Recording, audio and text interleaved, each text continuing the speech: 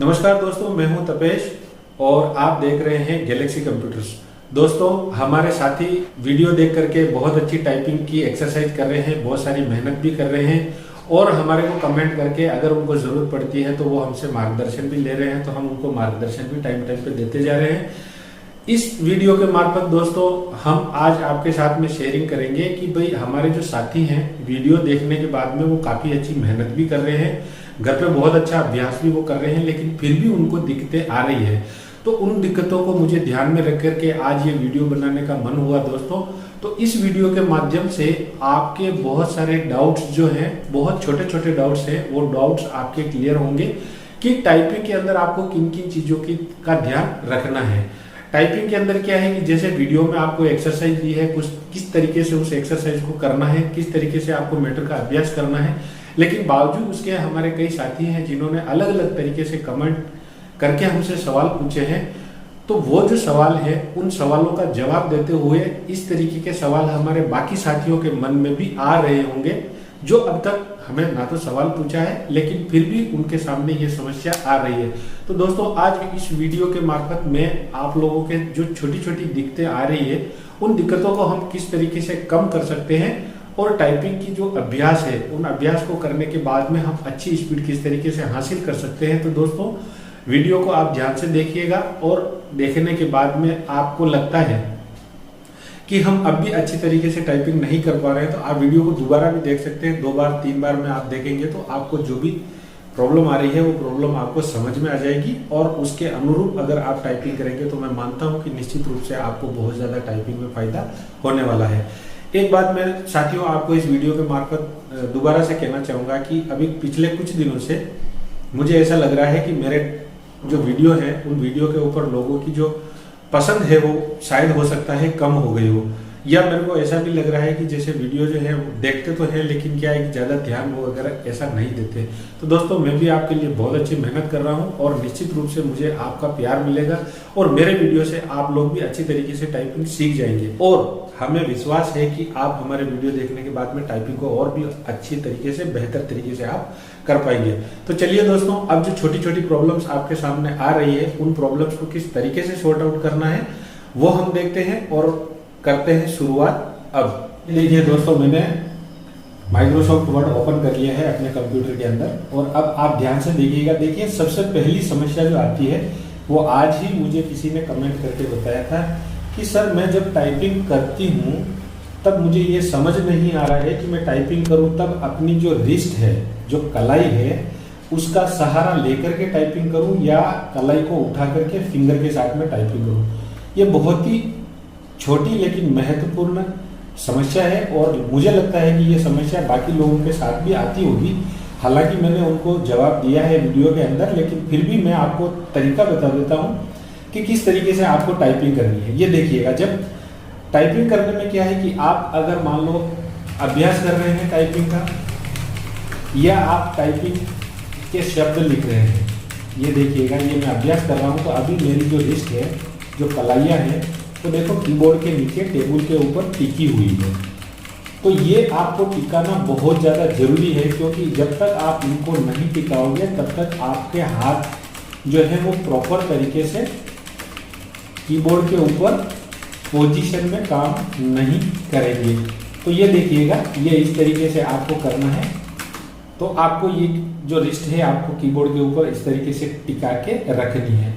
अब अगर आज मान लो मैं बात करूं कि अगर ये तो जो स्टूडेंट है, जो लर्निंग करने वाले हैं, कोई पहली एक्सरसाइज कर रहा है या कोई दूसरी एक्सरसाइज कर रहा है, तो उनको क्या है कि ये इस तरीके से कलाई टिकानी है। लेकिन अगर मान लो मेरे जैसा व्यक्ति या मेरे जैसा और कोई एक्सपर्ट टाइपिंग करने वाला अगर मान लो इस एक्सरसाइज को करेगा तो वो इस तरीके से भी कर सकता है। देखिएगा, मैंने अपनी कलाई को टेबल से बिल्कुल उठा लिया है और हवा के अंदर मैंने हाथ रखे हैं, लेकिन मैंने पोजीशन जो है वो नहीं छोड़ी है। ये देखिए, और ये इस तरीके से एक्सरसाइज कर रहा हूँ, मैंने नीचे टिकाया ही नहीं है।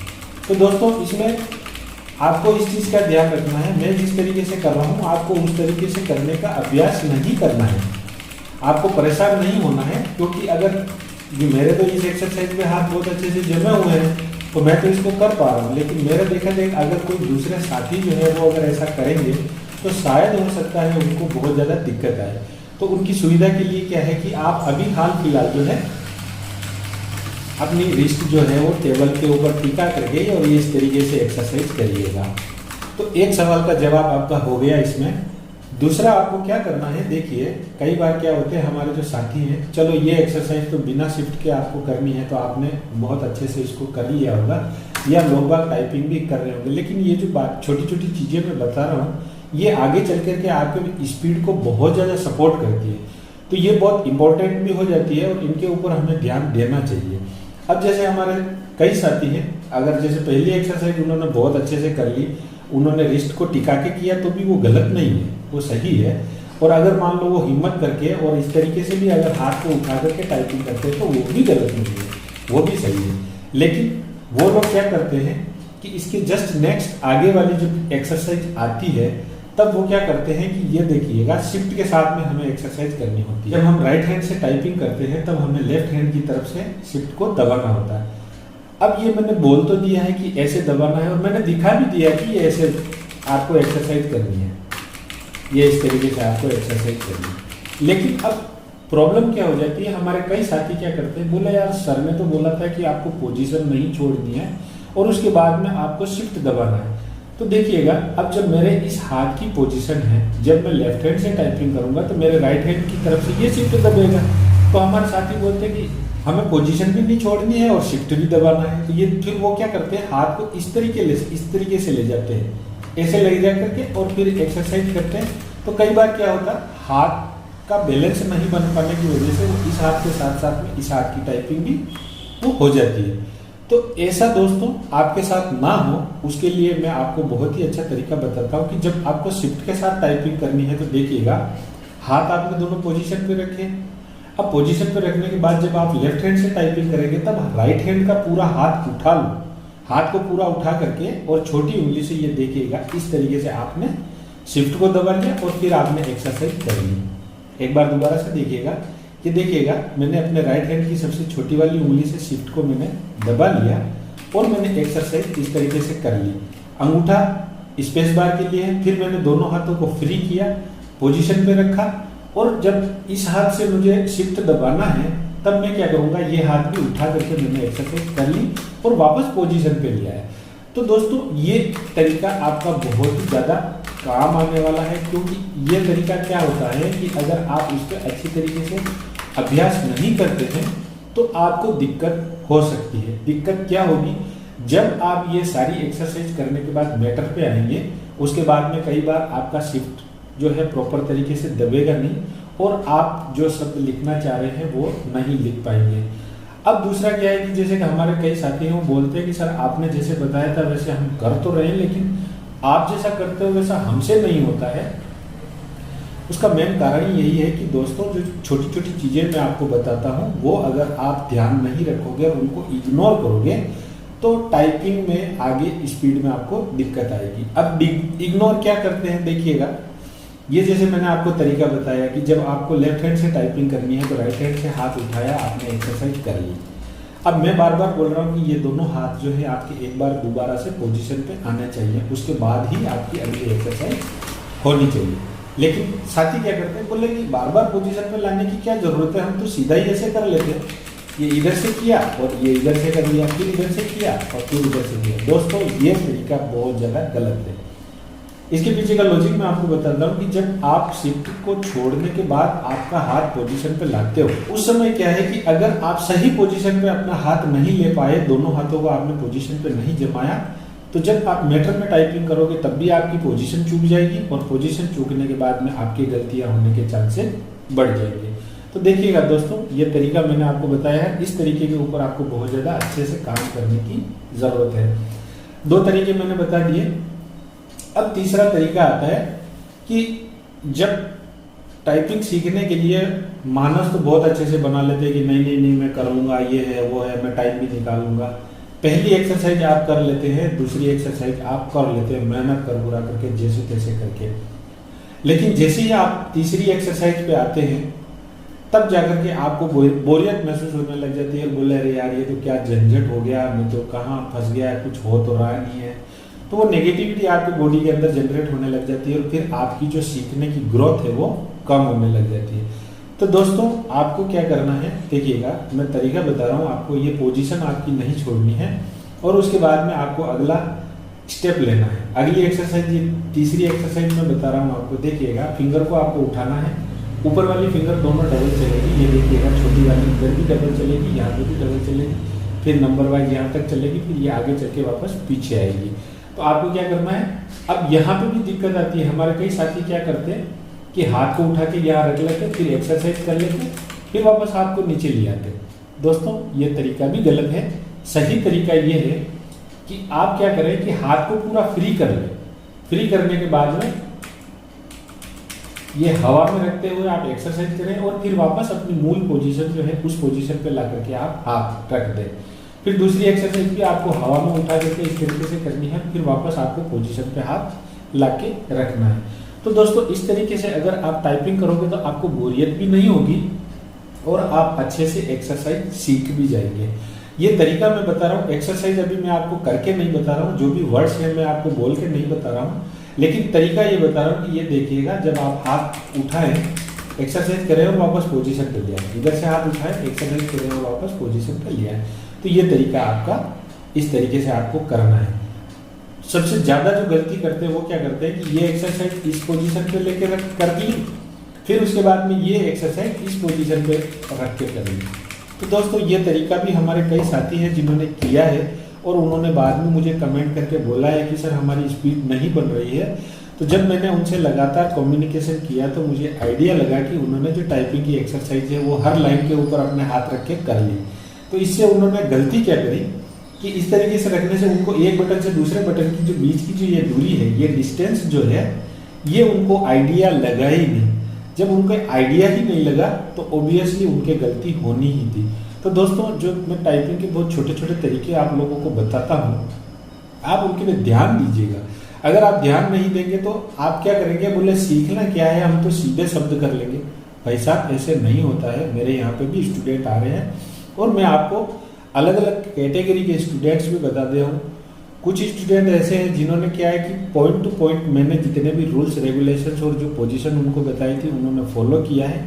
आज वो 1.5 महीने 2 महीने के अंदर हिंदी की बहुत अच्छी टाइपिंग की स्पीड कर रहे हैं। मैंने अपने पिछले वीडियो में 2 स्टूडेंट्स के वीडियो भी आप लोगों को दिखाए थे और उनके इंटरव्यू भी आप लोगों को दिखाए थे। वो ही मेरे स्टूडेंट हैं। आज उनकी हिंदी की बहुत अच्छी पोजीशन है। मैं उनके हर वीकेंड पे 2 टेस्ट भी लेता हूँ और टेस्ट लेने के बाद में मुझे हर वीकेंड पे उनका जो टेस्ट लेता हूँ उसमें 5 से 7 वर्ड पर मिनट की उनके ग्रोथ मैंने नोट करी है। अभी वो इंग्लिश की टाइपिंग पे हैं और बहुत जल्दी उनके इंग्लिश टाइपिंग के इंटरव्यूज भी मैं आप वीडियो में शो करूंगा। तो आप लोग दोस्तों ऐसा नहीं है, आप अगर घर पे बैठ के भी टाइपिंग करना चाहते हैं तो बहुत ही अच्छी तरीके से आप टाइपिंग कर पाते हैं। तो ये तरीका भी मैंने बता दिया। उसके बावजूद एक तरीका और भी है जिसमें भी अक्सर लोग गलती करते हैं और वहां तक आते आते कई लोग टाइपिंग छोड़ भी देते हैं।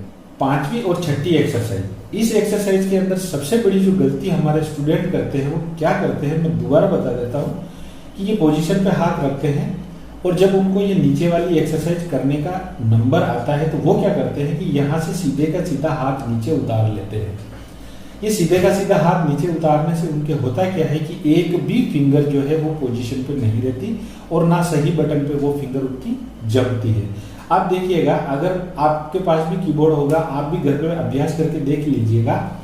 सेंटर वाली लाइन की पोजीशन पे आपने हाथ रखने के बाद जब आप यूं का यूं हाथ नीचे उतारते हो तो आपकी एक भी फिंगर पोजीशन पे नहीं आती है। अब मैं आपको यहाँ पे बता रहा हूँ कि जब आप मिडिल लाइन से अपनी फिंगर को उठा करके और तीसरी लाइन पे लेके आते हैं, मतलब ये कि पहली लाइन हम इसको गिन रहे हैं, दूसरी लाइन इसको गिन रहे हैं और तीसरी लाइन इसको गिन रहे हैं। तो 2 एक्सरसाइज इसमें हो गई, 2 एक्सरसाइज इसमें हो गई 4 और 2 एक्सरसाइज इसमें हो गई। तो 5वीं एक्सरसाइज की मैं बात कर रहा हूँ। जब आप इस पोजीशन पे रहते हैं और हाथ अगर मान लो सीधा सा नीचे उतारते हैं तो वो जमता नहीं है। लेकिन उसके लिए करना क्या है, आपको हाथ आपने उठाया और फिर क्या करेंगे, थोड़ा सा आपको लेफ्ट हैंड की तरफ में दोनों हाथों को मूव करना पड़ेगा। ये यहाँ से आपने हाथ उठाया, लेफ्ट हैंड की तरफ में थोड़ा सा आपको मूव करके आप एक्सरसाइज करोगे। दोस्तों मैं आपको बहुत अच्छे से कॉन्फिडेंस के साथ बता सकता हूँ आपकी एक भी फिंगर जो है वो गलत नहीं चलेगी और ना ही वो आपके अक्षर गलत होंगे। आपको करना क्या है, पोजीशन आपकी ये है, जब आप उठा करके नीचे की तरफ लाएं तो दोनों हाथों को थोड़ा सा लेफ्ट की तरफ ले लीजिएगा, ये इस तरीके से, ये देखिएगा ये लेफ्ट की तरफ ले रहे हैं, इस तरीके से लेफ्ट में लिया और फिर आप एक्सरसाइज करके वापस हाथ पोजीशन पे ले लीजिए। जब भी नीचे की एक्सरसाइज करें, एक्सरसाइज की वापस हाथ इस तरीके से आप, तो आपकी गलत भी नहीं होगा और फिंगर भी बहुत अच्छी तरीके से आपकी सेट हो जाएगी। चौथा तरीका मैंने आपको बता दिया है। अब पांचवा और आखिरी तरीका मैं आपको अपने इस वीडियो के अंदर बता रहा हूँ कि दोस्तों देखिएगा, मेरे यहाँ पे कीबोर्ड के ऊपर बैक स्पेस का बटन मैंने निकाल रखा है। ये बटन मैंने इसलिए निकाल रखा है दोस्तों, जैसे फॉर एन एग्जाम्पल मैंने कोई एक्सरसाइज करी, हालांकि मेरे तो गलत नहीं होता है, लेकिन बहुत सारे स्टूडेंट्स जो हैं एक्सरसाइज को अगर शुरुआत में करते हैं तो उनके गलत होता है। वो क्या करते हैं, गलत होने के बाद में उसको ठीक करने के लिए बैक स्पेस दबाते हैं।